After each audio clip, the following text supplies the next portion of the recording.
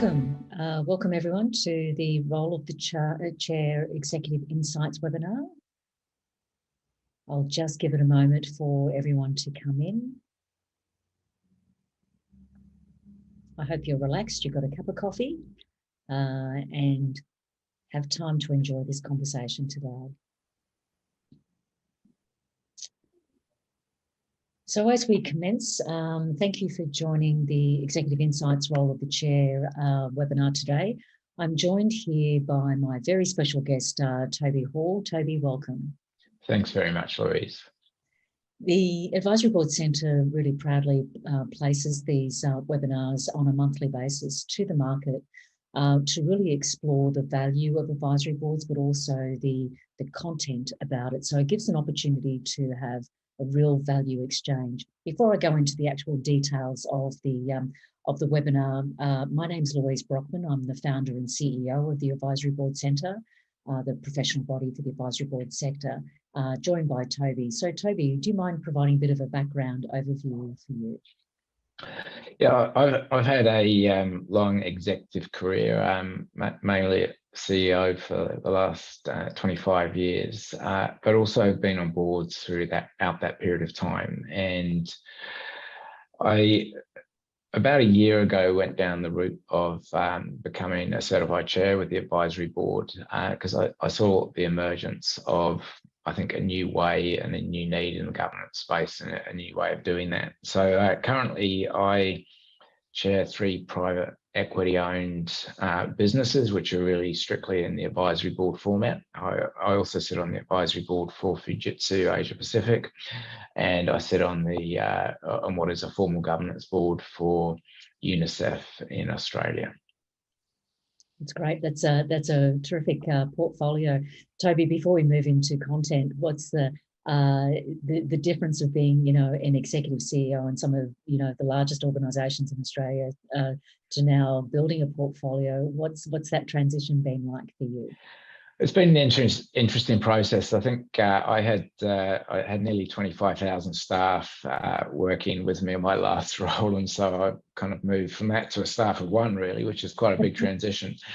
I think the biggest thing is, I think for me, there's been a couple of things that have played out. Firstly is really focusing more on chair level and director level conversations with people has been a big transition. There's been some pain points, and I think for people who are considering this, I mean, the thing that's been hardest for me is just actually doing the basic administration, managing calendars, getting diaries sorted out, and travel and those kind of things, which, to be honest, I've had done for me for so long. I've had to learn to do some of those things myself.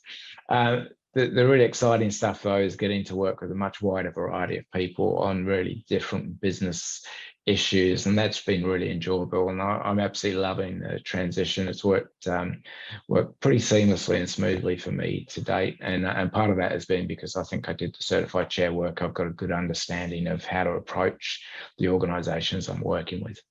Okay, all right, terrific. So we'll dive into that a little bit further. So thanks for that background, Toby.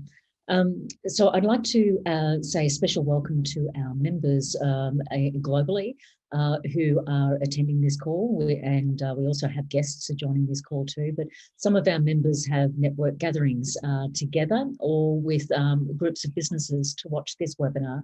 So I'd really like to welcome you, and I hope you enjoy your conversation and discussions after this webinar as well within your own markets. The Advisory Board Centre is the global professional body for the advisory board sector, and our role is really about driving value and raising the standard of the advisory board sector, both for the individual professionals, but then also for the organisations that they serve. As the professional body, we operate in over 20 countries. We select less than 10% of those that apply to join us, and we have this collaborative community of over 500 members that are independent of each other, but really focus on best practice and the evolution of the sector. During the last 3 years, we've supported over 1,000 businesses with the scoping of their advisory board structure as a free service.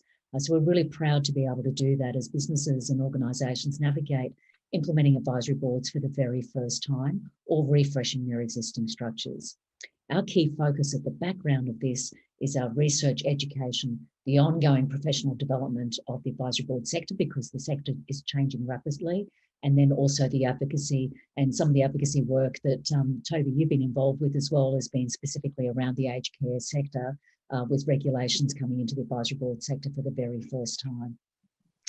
The key programs that we operate is the Certified Chair Executive Program. So we have the credential of a Certified Chair, which is the only credential in the world for advisory board professionals. And then we have the Advisor Concierge Service that we provide the support to organisations and businesses when they're trying to evaluate what is it they need before they start focusing on who they need. So that's the service that we provide to really gain a quality connection and alignment between what an organisation is looking for and their advisors that they place on their advisory board. We are independent. We do not charge for that service. We don't take percentage fees, rebates or any kickbacks, just to ensure that the ethical boundaries around what the work is that we do and what the work is that individual advisors do within their individual portfolios. So I'm just going to start on the State of the Market report, which is our cornerstone research document that we produce every 2 years. When we produced it last year, we found that the sector had actually grown over 52% in less than 2 years. And this is a global trend. This is not our membership model. This is about advisory board professionals globally. The largest market for advisory boards, where most people are advisors, is in the US market, 45%. Then the UK and Europe at 15%, Asia overall 3%, and Australia, New Zealand 3% of the global advisory board professionals. But this level of growth is an incredible opportunity, showing the increased utilisation of advisory boards, but it's also problematic because we're going to have a lot of people sitting on advisory boards that don't actually know what they're doing. And so the role of a chair becomes really important to be able to bring the advisory board to life, to make sure it's impactful in the work that they do, but it's also safe from a governance perspective as well. And so, Toby, this year, both Financial Times and Korn Ferry referred to the State of the Market report and publicly, documented that they're seeing this as the hot new governance trend in the market today. Not advisory trend, but a governance trend in the market today. What are your thoughts on that? Because you've sat on both governance boards and advisory boards. Yeah, I think, I don't know if I'd call it the hot new trend, but that's it's great kind of language for it. But it is absolutely, I think, something that's becoming essential. And I think this plays out in two ways. The first thing is that the compliance requirements on most listed entities and most governance boards now are quite significant. And they're so significant that if you've got a good governance board, up to 75% of their time is actually taken up with compliance-based issues. And those are important. There's a lot of legal constraints, a lot of regulatory requirements that have to be met. And what often I think you're finding in governance boards is there's then areas of activity that they don't have time to focus on as closely as they should. Now, a classic example, if you look at the situation in the last few weeks in Australia with the Optus data breach, a governance board really is probably unlikely to be putting enough time into something like cybersecurity because it just doesn't have the time. It's doing lots of other things. And so often the answer to that is, well, let's put in place a board subcommittee, and the board subcommittee will deal with the thing. But the board subcommittee doesn't necessarily have the technical experience or skill or gifts to deal with a complex area like that. Whereas a board can easily turn around and say, this is a really big issue for us. We don't have the internal skills. We don't have even the skills on our board, but what we can do is create something like an advisory board that can sit alongside us on a particular project area and advise us, how do we do this? How do we do it well? How do we cover off what we need to do? And that plays out in a range of areas from my point of view in strategy, where boards often don't have time to get into in-depth strategy issues. They don't necessarily have the experience, and a lot of boards now format around a bunch of skill sets which work for compliance, but not necessarily work well for running businesses. And so a lot of boards, I think, are starting to say, how do we get the time and focus on those other areas which we can't necessarily dedicate? An advisory board's a great way to do that. And in an advisory board structure, you can bring in people from outside to assist almost on any task and to advise and give input to the board. The second thing is we're seeing an absolute proliferation of privately run organisations. And that plays out in a few ways. A lot of companies being run by private equity firms these days, where you've got an owner and a CEO, and sometimes not much in between. And some of those businesses are quite large. I'm also seeing in bigger international organizations where they've got a local business field, and Fujitsu is a really good example. It's a Japanese-owned firm, they're a very successful business, but they have local operations, which are really a very sizable business. Their local team actually needs local input and advice on how do I approach the market, how do I deal with the stakeholders I've got to deal with, how do I engage with the different regulators in the marketplace. And the advisory board can play a really great role in that field. So I see that it is a growing area. I think sensible boards are going to see and be looking for more groups like this. We actually use the equivalent of this quite often in some of my executive roles anyway. And so seeing a formalized structure, having a training program, having board chairs who know how to deal with this professionally, I think is brilliant. And so it's a really exciting part of the future. I can only see them growing and growing in importance over the next decade. Yeah, thanks, Toby. It's that stakeholder economy, isn't it? That it's a great way for governance boards to be able to leverage the agile nature of an advisory board. Yep. Yeah, but that means then it needs to really be carefully managed. So the Absolutely. role of the chair, yeah, you mentioned, you're loving it, but the administration around it is actually really quite different when you've actually got no one to delegate to do those parts. That's the one, yeah. If we move the administration part of it and actually the functional aspects of the role of a chair, what do you see from your perspective as the role of a chair? Firstly, in a governance board, and then we can look at the advisory board.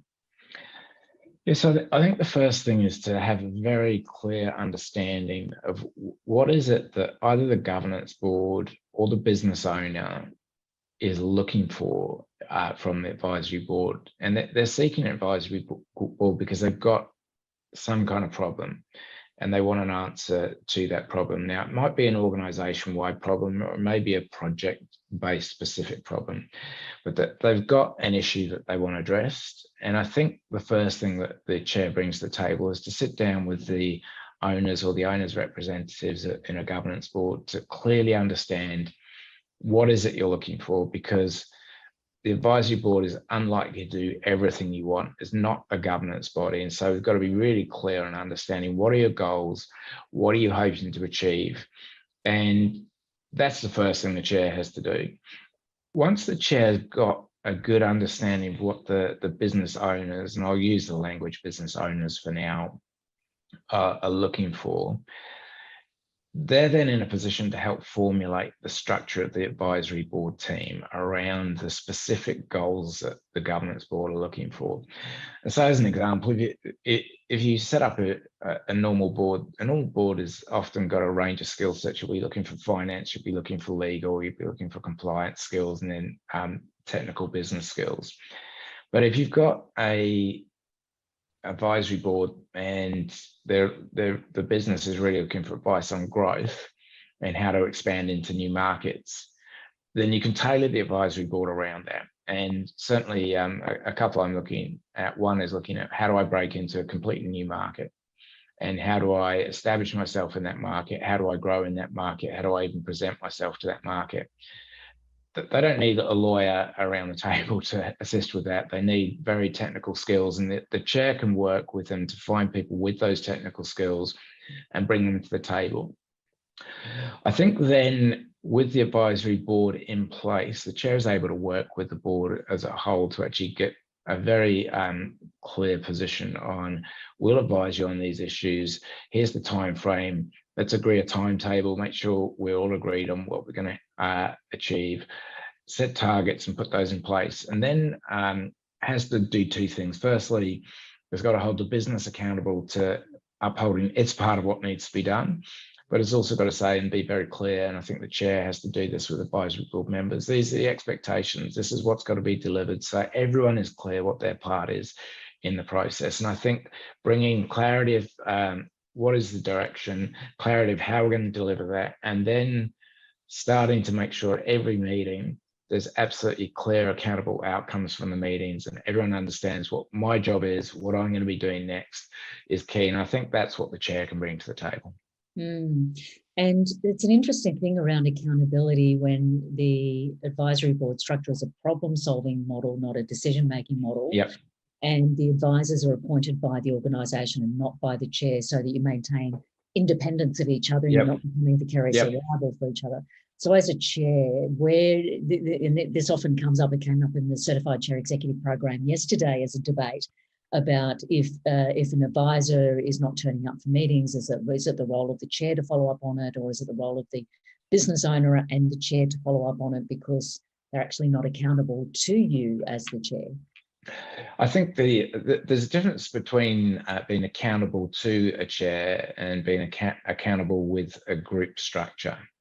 And this actually plays out in any governance role. And technically, even a director on a governance board is not accountable to the chair. They're accountable to the shareholders. They're appointed by the shareholders.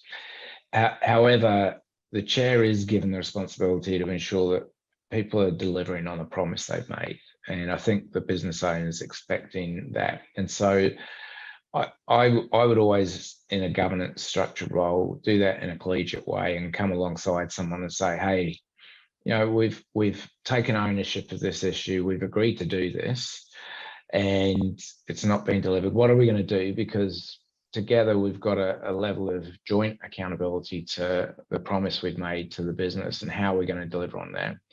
And I think we have to be clear to say to people and advise the business owner, if someone isn't honouring the commitments they've made to the business, then that needs to be addressed. And now I've seen that happen in different ways, and I've had some examples of this already. In one environment, the business owner wanted to deal with it. They said, look, I took the accountability, I appointed the person, I need to deal with it. And they did. In another, the business owner said, yeah, I took the decision. I did bring the person in, and I'm accountable, but I want you to go and have a conversation with them and ask them if they can lift their game. And some of the time, being kind of able to, I guess, be the person who's the broker in that decision making, that discussion, is a useful thing to be able to do. And it may well be that the owner has given wrong information to the advisory board member, and I think a chair can bring clarity to that. Interesting role as a broker to that conversation. Yeah. Okay. All right. So in the best practice guidelines, the best practice guideline 205 is about roles and responsibilities. And in this one, we talk about the facilitation role of the chair, because the chair really has multiple roles, isn't it? You're a facilitator and you're a mentor, and you could probably put a name or a few other different functions on there. But the best practice guideline, brings it down into three key areas of responsibility for the chair: the establishment phase, to make sure that it's on purpose; the management of it, so it's on point; and then the review of it, so it's on target. And so, Toby, love to probably get your perspective on those three different, responsibilities that you have as a chair from your perspective. Yeah, absolutely. I think getting the purpose, as I've said, right, and getting clarity around that right up front is absolutely vital, because if everyone's not clear on what we're here to do, you're going to have a problem, whatever, in all the other spaces. So I think getting that clear is vital. And looking at the purpose, the charter, the map, and the structure and the boundaries, my experience has been actually being 3 to 4 meetings go into that process, because it's so important to get it right.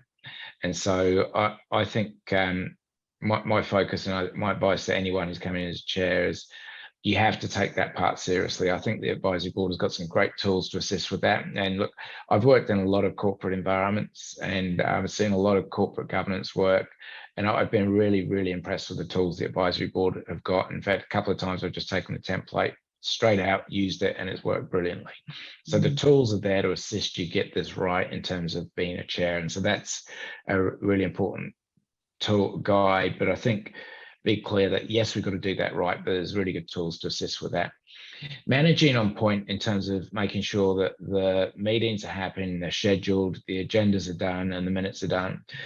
That needs focus. I don't think it's always healthy for the chair to do all of that work, and I think it's good to have either support from the business or from other advisors that are prepared to take on some of the activities to ensure that those things are done. My kind of view at the end of any meeting is that you want to walk away with a clear set of actions and everyone understanding who is accountable for what are in those actions. That's standard kind of meeting practice. The goal of getting contribution, I think, is really important for a chair. And I think as a chair, you have to proactively say to people, if someone's at a meeting, they're not contributing, or you kind of see body language which doesn't look good, that to me says, okay, that's a time to start to ask questions. And people are there to provide advice. And so it's very important that you draw them out. And if someone isn't coming out, my personal approach is just to say, hey, Louise, what do you think on this subject? It's really important to get your view. Are you comfortable? Are you worried? Are there any concerns around it? And I think drawing people into the conversation is really key. Mentoring pay, I've found in a lot of cases, particularly with the business owner or the CEO, is taking a lot of time as well. And I've found on the advisory boards I'm on, where I'm chairing, I'm kind of an hour to 2 hours a week on kind of mentoring type processes with people in the business. So there's a lot of work going into that as well. And that's actually one of the really fun parts of the business. And that I think is important. I think the chair needs to do that. Equally, I think there's some informal mentoring at times needed with the advisors, particularly where you as chair may have more experience than some of the advisors in the kind of processes that are used. And so helping people understand how to operate in this environment, I think, is really key. And then the measurements, to me, I'm always really focused on very clear measurements. I like to understand that we're tracking and making sure we're delivering on the commitments we've made, particularly where you've got either a project or a particular set of targets. And one I'm working on is looking at business growth at the moment. So are we actually tracking that on a weekly, monthly basis, seeing what's happening on the growth and making sure it's being delivered? Those are kind of things which I think have got to be done. And it takes discipline from the chair to make sure they're done, because it's easy to turn meetings into a chat fest. But we're not there to have a chat fest. We're there to actually deliver the outcome for the business. So having a kind of set of measurements that are agreed, followed through, and looked at every meeting, I think, is absolutely vital. Looking at the value of the advisory board, my experience on the ones I'm on, and probably the biggest one, we do that on an annual basis. We actually do a mini survey with the organisation to say, is this actually still providing the value you wanted from it or not? And we have to take a very free approach to our involvement and say, if we're not adding value at any point in time, then you need to say, and we need to be prepared to step back, because there's a point where actually you turn around and you've probably done the job. If the advisory board's worked well, and understanding when you're at that point and when to step back, I think, is important. Equally, the structure and the membership of the advisory board, I think, and the reshaping needs to be looked at on a regular basis. And the reason why is that some parts of a project are invariably short term and don't necessarily need someone there for a 3-year period. They might only need to be part of the advisory board for a year. And so I have been able to have those kind of mature discussions around engagement, where people are adding value, and saying to people, it's much better for you and for the organization to be in a place where you're really adding value and not just being here because we're having these meetings for fun. And I'm actually having a meeting on Thursday where I'm going to say to people, look, I think I've done everything I can do at this particular group. It's time to let someone else come in who's got better skills to take it to the next phase. And that takes a real level of maturity, and a good chair will help foster those discussions as well, I think. And managing that conversation with advisors and managing their expectations that you're there for a period of time, and then that point of time where it's not adding value, that must be a tricky conversation to have, Toby. It's a really it is a really tricky conversation. I think it's important to do or have in your head almost at every meeting. Once you've got into the cycle, once you know you've got a project plan, you know where you're heading, I do think you've got to ask yourself, am I really bringing the value to this organization that I promised? And I think from a integrity point of view, I think that's doing the right thing by, I think, the advisory board structure, and the thinking is to make sure that you are bringing what you've promised. And that needs to be a regular discussion as a chair and as an advisory board member, because it is different from a governance board where you've got a long-term relationship with the organization. You might be there for 9 to 10 years in a governance role in a lot of boards, where you've got a process where you might be around for 18 months to 3 years. You've got to ask yourself, am I actually adding value? Are there better people out there than me? Am I the right fit for this? And I think that's a really important thing to do, because people want advisory boards for specific reasons, and they need to deliver on those. And if it's not quite happening, it's okay to step out and say, actually, there'll be something else for me which is a better fit. Or you actually have to be honest and say, look, I've done the job. And I think one of the big things, and I find this with boards quite often, is people on boards are not prepared to step back on governance boards when they're not the right fit anymore. And I think one of the things I like about the advisory board structure is it gives a lot more freedom to be able to move people in and out who've got the right technical skills. And that takes a level of maturity. And when you get back to some of the really complex issues you have to deal with on big projects, on big governance issues, and like I said earlier, cybersecurity is a classic example, you really need very technical skills in that space. And once that skill's provided its value to a project, then turning around saying, look, I've done everything and actually I'm free to go on to the next project and use my skills there. I think that's a good thing to have in mind for people. Toby, you when we look at the role of the chair, we know that the chair is not just a facilitator, you're also an advisor as well. And so in an advisory board setting, it's important not just to be facilitating people, but also for you to be able to contribute and have a point of view. How do you balance that by facilitating other people and lifting their contribution when you've also got something to contribute as well? And it may be a totally different view to other people at the table. Yeah. I think firstly, I think a good chair lets other people have their say first. And I think it's important to kind of listen and hear the views of other people around the table. And that can inform your own thinking. And sometimes you're completely wrong as well. So it's kind of handy to listen to other people before you kind of chip in. But it's important for a chair to put out their view as well and to hold a strong view around the table, even if it's a different view. We don't want boards to be having everyone having the same view. It's a total waste of time. In fact, if you've got 5 people around the table and they've all got the same view, you only need one person there.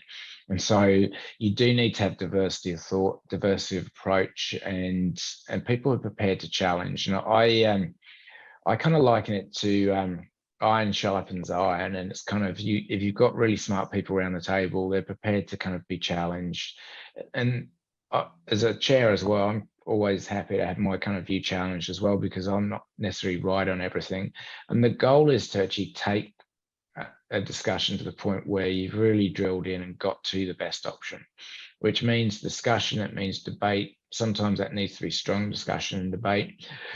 You need to create an environment where people with different views can say that, and even if it's the chair. And then at the end of the discussion, land on an agreement and move forwards. And if you aren't able to do that, I think you're probably not going to get the right outcomes for the organization. And so it does take a level of maturity. And there's points where I think the chair also has to step in and say, look, enough on this conversation. We've done everything. Let me summarize where I think we're up to. This is where I think we're at. And we are there as an advisory board. So you can say to the business owners and the project owner, okay, well, look, there's different opinions on some of these things. You don't necessarily always have to say there's only one opinion. It's okay to say there's different opinions. Here's 2 different thoughts. you're going to be the one making the call on this. You're going to have to live with it. You can choose which one you want to go with. Yeah. Toby, when you've got two different roles, the role of a mentor and then the facilitator, so you've got that one-on-one engagement time, and then you actually got to change hats, don't you, and then facilitate the meeting. How do you manage those different roles with say a business owner has that one-on-one time with you, and then your role is actually quite different when you're at the meeting table? How do you manage those different responsibilities, I guess?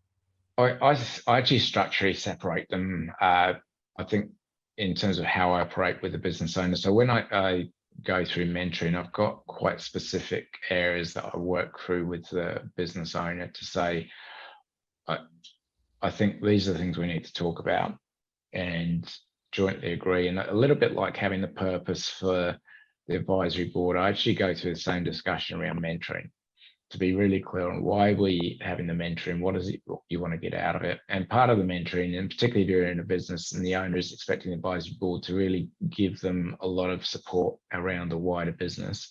In that environment, I'm quite structured in saying, let's talk through these things. And a lot of the things you talk about in mentoring, you may never actually discuss at the advisory board at all, and that's okay. And a lot of the things you discuss, you may be guiding the CEO or the owner to actually come to the advisory board and discuss themselves. And really, when you're in that environment, you're mentoring the owner to be able to make the calls themselves. In fact, I'm going through a process with one of the CEOs that I'm working with, where part of the business is really not delivering very well. And I've said to them, well, look, yes, I'm an advisory board chair, and I can absolutely tell you what I think you should do, but that's not my job. My job is to say to you, you're the CEO, you own this, you should be coming to the board with what you think are your answers. So here's some thoughts on how you can approach that. I'm happy for you to come and trial run on me, but I want you to come to the board with the answers. And in fact, that they went away, came to the board with probably more radical answers than I expected, which was great. It was really good to see.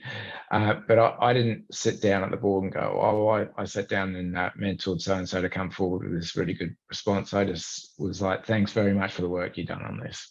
It's great. And so you do have to separate those out. I think there's times also where, as a chair, when you kind of have more detailed discussions with people, you maybe have to prompt them or remind them, hey, you might want to talk about this. I'm sure we've had some discussion around that. And I always try and find a way to do that graciously with people so they're not embarrassed or they're not put on the spot. It's just kind of saying, like all of us forget things at times. It's just saying to them, hey, what about this? And so I do try and separate those out a little bit and honor what is a privilege to be able to kind of guide an owner or a CEO or project manager through a process. You know, breaking through decision making and different decisions than what they would ordinarily do. It's a really interesting space. I'm doing some research at the moment on some A-class journals about business owners receiving advice and do they actually change their point of view. I'd be interested in your experience on this, that, you know, the role of the chair, is it to confirm their own bias, their confirmation bias, or are they really open to a different point of view? And will they actually make a different decision because of your role and the conversations that they have with you? I think my experience to date is some business owners and some of the delivery people, in terms of the CEOs, are quite happy to take on board feedback and advice and look at things really closely and take information on board. And those tend to be, in my view, the ones who are successful, because people who listen and then reflect and go and act often can be very successful. And people particularly prepared to accept, hey, I'm going to do something very differently than I thought I was going to do originally. That's how you learn. And if you've got people who've got that learning capacity, you can do quite a lot. There are business owners and CEOs who don't really like to listen to their board. Doesn't matter which type of governance structure you've got. And in that environment, I think sometimes I've seen spaces where the CEO is so good that it kind of works, but sometimes it just creates a level of frustration. And I think for people who are setting up an advisory board, if you're not really going to act and listen to the feedback and the guidance you're getting, kind of makes it a little bit pointless. And so, and this is a risk in some cases, is you'll get people who are encouraged to set up an advisory board where they maybe don't really want to. And as a good example, once you go into the aged care space, the aged care space is going to be mandatory to have advisory boards in customer feedback. And some of those organizations, the management team may not really cherish or welcome that, and possibly capacity be against it. And so in that case, you've actually got to really, to be clear about saying, this is our advice, and we want to be clear to the governance body, this is our advice in this space. Now, if they don't want to act on it, that's their choice. But you as the advisory board can make sure you give that advice. I kind of tend to be, I would tend to get to a point though where people who really weren't taking advice on, I'll probably say, look, I'm probably not the right person for the role if I'm not getting to the point where it's adding value, to the point where you want to look at things differently or prepared to challenge things. And that, again, a lot of this comes down to, and I think this is a beautiful thing about the being a certified chair and the structure of the advisory board training, is to have the maturity to turn around and have those kind of discussions, both with yourself, but then with the advisory board and with the owners of the business. Okay, thank you. I'm just going to go over the structure and then managing time, just from a logistics point of view. In the business sector, most organisations will recruit the independent certified chair first, and generally they will work with the business for 3 months. And the most commonly sought after sort of background or skill is around commercial acumen. That's what they look for. The advisor's then chosen fit for purpose, and they generally start 3 to 4 months after the chair commences. You mentioned that with your establishment phase, it's been about 3 to 4 months for you, Toby, working with it as well. Yeah. Okay. All right. That's interesting. From a management of time point of view, the most common structure with the chair is a half a day a month for from 90 days from a project advisory boards through to a 3-year advisory board.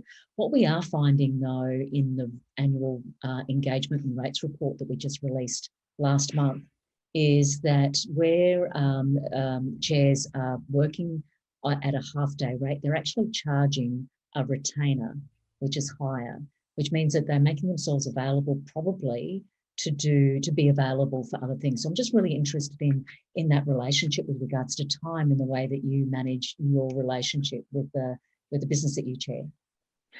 Yeah, so I think the formal meeting process, in my experience, is probably that half day a month. And so certainly in nearly all the kind of board structures and advisory board structures, it does end up being roughly half a day a month. But then behind that, there's preparation and discussions with the CEO or the business owner to actually get to the point where you can have the meeting in the first place.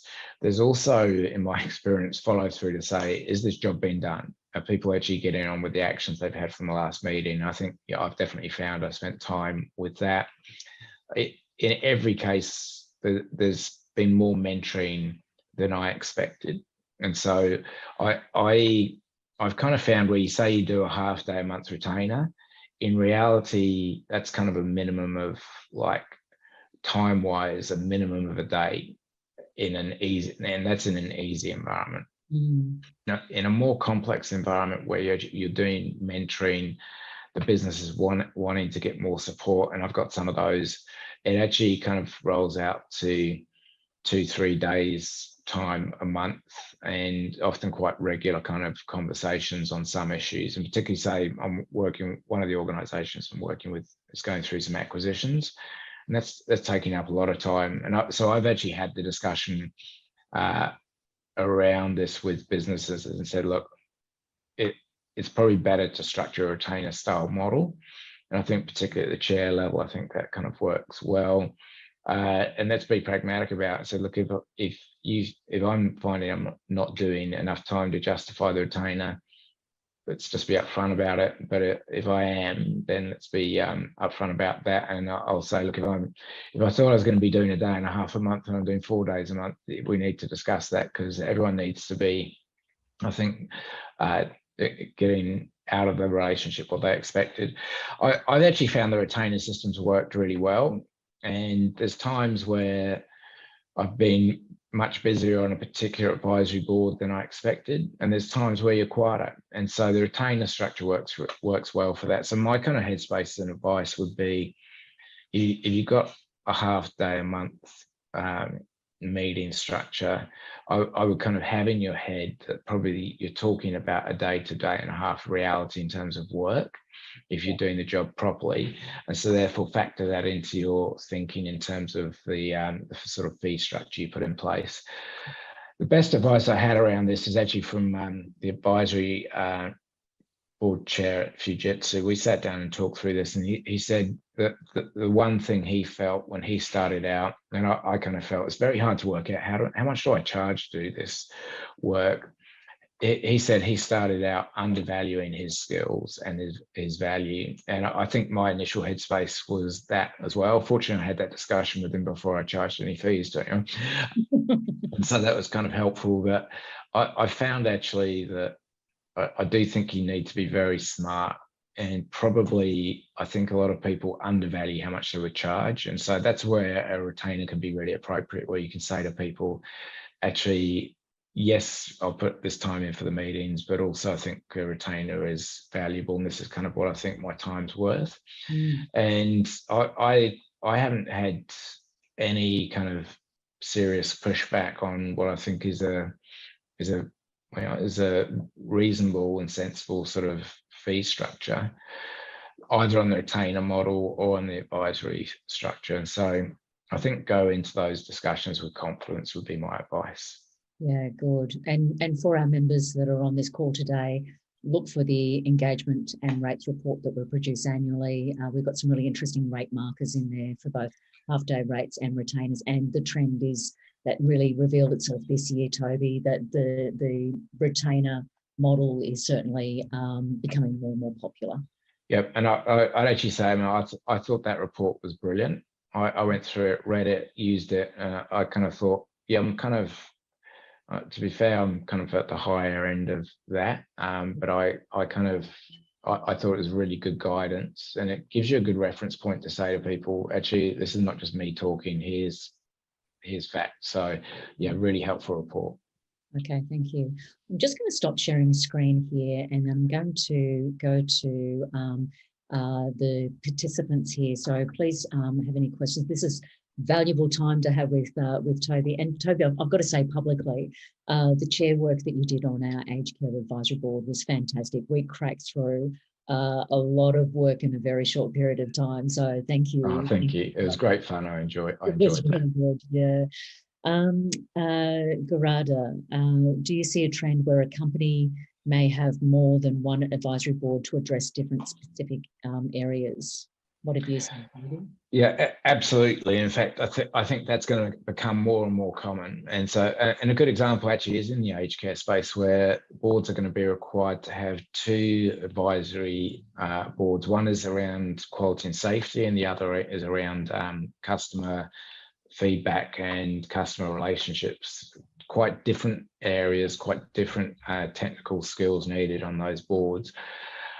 I think you're going to see more and more advisory boards get put into place by significant large organizations. And to an extent, some of them have been doing this without really acknowledging or knowing that advisory board is the right term for them. And the reason why is that compliance and regulation is getting so significant today in almost every industry. The boards haven't got the time to dedicate to a lot of strategic areas that they need to really focus on. And the board as a whole doesn't necessarily have the skills it needs to cover some of the areas. And if you look at your kind of average business, I've got business growth, I've got new markets, I've got HR, I've got finance, I've got debt raising, I've got all these things I've got to focus on. And you might go through and say, actually, 3 of these areas we actually don't have brilliant internal skills on. And for a relatively small amount of money in the scheme of things, I can get some of the best people in the market to advise me on this particular field. And so I think boards will start to look out for this more. It may well be in some larger boards, they say, well, look, I want one of my board members as part of that structure, as part of the discussion. But I absolutely think it's going to become more and more common. I think executives are looking for this on major projects. And you can see, particularly in major internal projects, major infrastructure projects, having external input into some of those is invaluable. In fact, I know, as a good example, at St Vincent's, we did some very major infrastructure work. So I was there. We spent, I think, close to $1.5 billion on infrastructure programs, and those work best at times where we had external experts on advisory boards with us, assisting us, and that they could cut through so much so quickly. It's incredible. And so the value is huge. And so I see this is going to become common. I think, as you've seen from Korn Ferry, and Korn Ferry knows this space really well, and the Financial Review, they're kind of saying this is the future. And it's becoming clear that boards basically are struggling to govern, and therefore this type of model is needed. I think also I've seen smaller business owners are really embracing this concept. And I'm working with one at the moment who approached me on what is a really exciting project, and right out as a start out. And so I think they'll start to see the value of them, and I think they'll use them in phases of business growth. So absolutely, I think this is going to become common. I think we'll see organisations with several advisory boards in place in the future. Yeah, terrific. Thank you. Rick has got a question here. Does it happen that a company founder may want an advisory board but not really have a purpose for it, other than hearing that it's a good idea or that it provides kudos to have senior advisors to the business? Is this a good basis for establishing an advisory board? Okay, is that likely to happen? Absolutely. Is that good practice?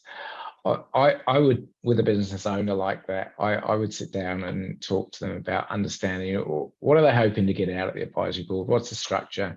For those of you who've seen the advisory board growth tool, I think it's a brilliant platform. I love that and have used it with people. I'd be kind of saying to them, okay, well, if you don't think you need this, or you're kind of just doing it for fun, well, let's look at this tool. Just sit down and go through that.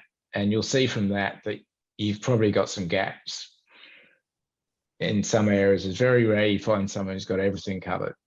And even if you haven't got gaps, you're probably not filling the aspirations you yourself have set. And if you can show people that, then you can say, well, that's why you want an advisory board. It's not some kind of clever idea. It's not to kind of have kudos. It's actually to get things done. And if you can show people how they can get things done and where they've got gaps themselves, you can then say, hey, this is where we can help. This is where an advisory board can fill in. It may well be you turn around and say at that point, I'm completely the wrong person to help you with it. And I've done that in a couple of cases, but I can say that there's a group of people who can. You can go to the advisory board centre. You can get advice. You can seek out chairs. I think that's going to happen. And my advice to anyone, if you do genuinely have someone who's in that situation who's just doing it for fun, I wouldn't even contemplate doing it. I would say, if we're doing it for a reason, you've got a strategy, you've got a goal, let's put it in place. And so that said, I have experienced some of the time a CEO or an owner can't necessarily articulate what they're looking for. And that's where the chair particularly can come in and really help them to articulate what they're looking for and then bring value to it. Yeah. And, in the past, I saw more of those around it being a branding exercise and not actually wanting the advice. It's so much more than that. Thank you, Rick. Gerarda, who typically appoints the advisory board chair, business owner or governance board chair? In my experience, it depends on the structure of the business and the size of the business. So in my roles, I've got one where the CEO of the business has put it together with the kind of support of their international CEO. I've got 2 which have been appointed through the business owners. So they're the people who've got the money invested in the business. They've done the appointment. And I've got 1 which is really is kind of directly CEO owner, kind of board driven. When you get into the aged care space, I suspect as aged care grows, you'll see more governance boards appointing. And I have seen governance boards do the kind of appointment to these type of advisory roles. And a good example of it, you'll see organisations like Westpac. I sat on an advisory board for a number of years with them, and that was put together by the governance board and the CEO jointly saying there's a gap where we need advice, and so we're going to put together an advisory board. So there's a bit of a mix of how that happens in my experience. Yeah, good. Thank you. Nicholas has a question. I'm starting out on my transition to the advisory sector. What's your advice in terms of the best approach to beginning to building your portfolio? So I think first off, my experience is the places where I've found people understand my knowledge and skill already are the places I've been most successful in opening doors. Now, in 2 of the organisations I'm working with, people approach me. But in 1 of them, which is the newest one, I approached the business owners, and I looked at an area which I keenly understood, was passionate about and liked, and went to the business owner and said, look, I know the space, I like it, I find it really interesting, I think I can add value, what do you think? And that they came back like literally within 24 hours and said, oh my goodness, can you please come and help? And so I'm now chairing their advisory board. In fact, they own something like 12 businesses, and this is the first time they've done a structure like that. Mm-hmm. So I would leverage your network, your relationship, and your skills. And so understanding your skill base, and then being brave enough to go out and speak to people about, hey, this is what the advisory board is, this is how it can help. I've actually not had I've had no negative kickback at all on the advisory board model. In fact, if anything, I've kind of had people intrigued, really wanting to understand it. So people, I think, will value the thinking, 1, because it's new, 2, because like it doesn't matter whether you're a CEO of a massive organization or just a business owner turning over 500 grand a year. You need people around you who are interested in your business and what you're doing and can support you. And so I found people to be open. So don't be reticent to go out and speak to people. And then you do have to do some shameless self-promotion. That's fair enough as well. I think you have to be prepared to do that. So look at your network, and particularly the places are like in the business networks. If you've just been in the business and if you left, you might have been in a large organization. You'll have lots of people who you kind of think are tangential to the business. So it might be your IT supplier, it might be you know people in a similar business to yours. You'll know lots of people. Just getting in touch with some of them saying, hey, I've got the skill base, do you know anyone who might need some help? That's how I'd approach it. And I found personally quite good responses to it so far. In fact, I literally, and Louise will know my story, I kind of did the training earlier in the year. I can't take any more work on now, and probably won't be able to for another 18 months. And so that's kind of, it's a nice place to be. So you can get there, which then comes back to make sure you understand your value and be clear about that and think through that very carefully. That's a great story, and hopefully that was helpful for you too, Nicholas. Toby, an absolutely pleasure having this conversation with you today. If you were to have, 1 key tip for the advisors on this call, what would it be? But my experience to date is the biggest tip is, I think, patience is definitely needed in this space, and maturity. And I think I kind of step back and look at it in that the relationships you'll build in an advisory board are a true gift to you. You can learn from everyone you engage with, and generally learning from them means you're going to be working with a lot of people who are very different to you and maybe operate differently. And in that space, sit back and be gracious, let it happen, and let the world be a bit different and challenge you to grow as well. And if you can do that, you'll really, really enjoy this space. That's really wonderful. Thank you so much, Toby, for taking the time. Absolute pleasure. And thank you, everyone, for joining us, and for the advisory board community that are gathering together and doing this with groups of businesses. I hope you enjoy your continued conversation after this event as well. Thanks again, Toby. We'll see you again soon. Thanks so much, Louise. See you again soon. Bye-bye.